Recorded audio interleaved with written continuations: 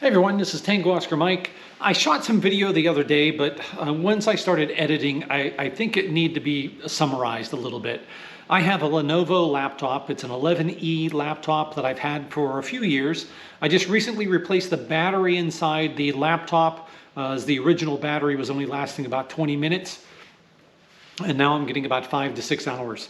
But I was in the backyard with the laptop and the ICOM 705, and normally I do paper logs and I don't bother to take my my laptop into the field.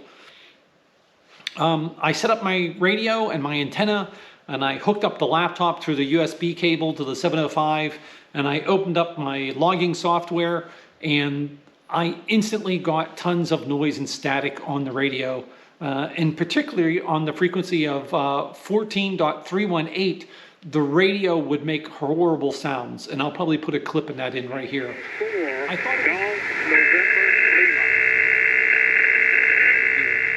I thought it was the USB cable, so I went into the house and I grabbed a bunch of snap-on ferrite cores. These are ferrite cores that are rated for HF communications.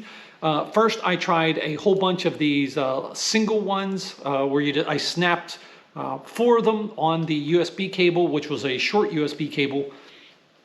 And that helped with the noise, but it didn't help that much. Then I tried one of these large ferrite cores, and I actually had to get a longer USB cable, and I wrapped it through here 5 times, I believe.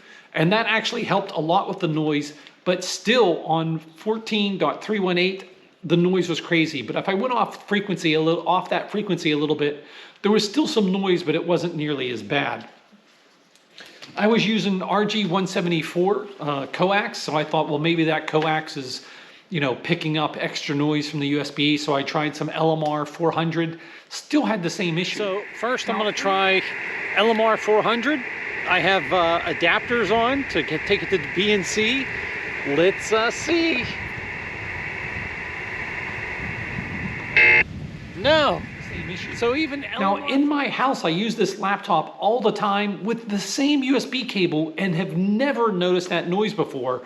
And even now, when I bring the laptop into the house, hook it up and hook up the USB cable and tune to that frequency, I still don't get any noise. But out in the yard with the antenna and everything so close, I had tremendous noise, and I don't know why.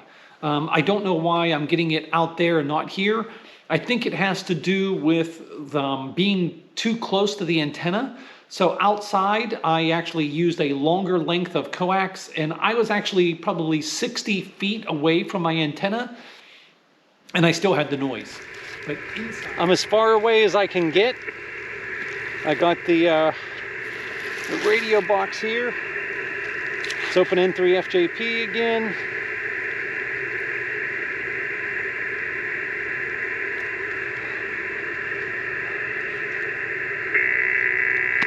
Nope.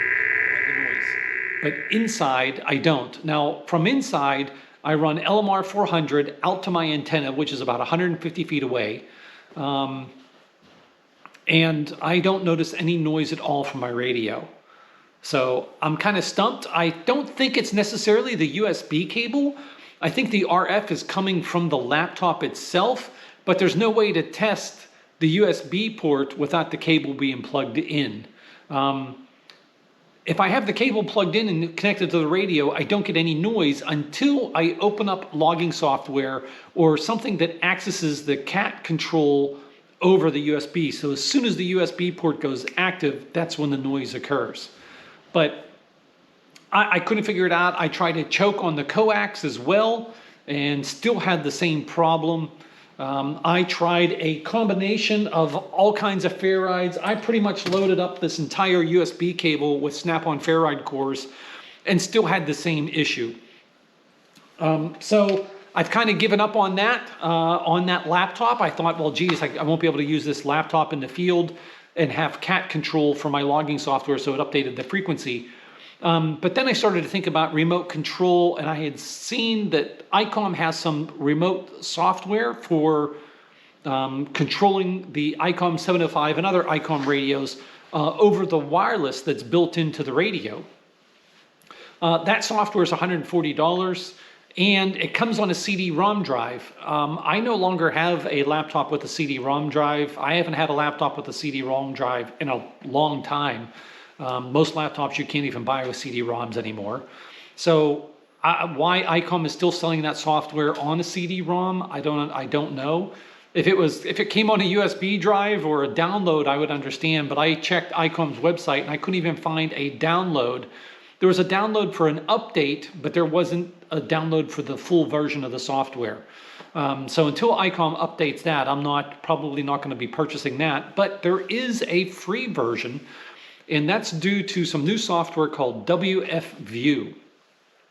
Now, WFView is remote control of ICOM radios through USB cable, but by adding a couple of other pieces of software, and one is a virtual audio driver, and the other one is a virtual serial port emulator, you can control the radio and get audio in and out of the radio over Wi-Fi with the help of WFView.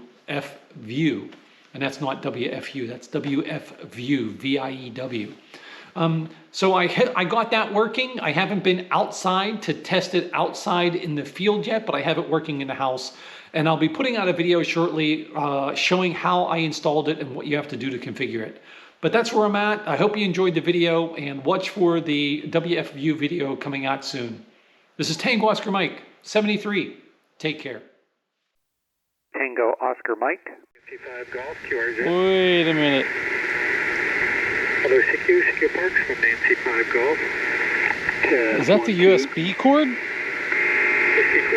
It's the USB. I've used this USB inside and I've never noticed that before.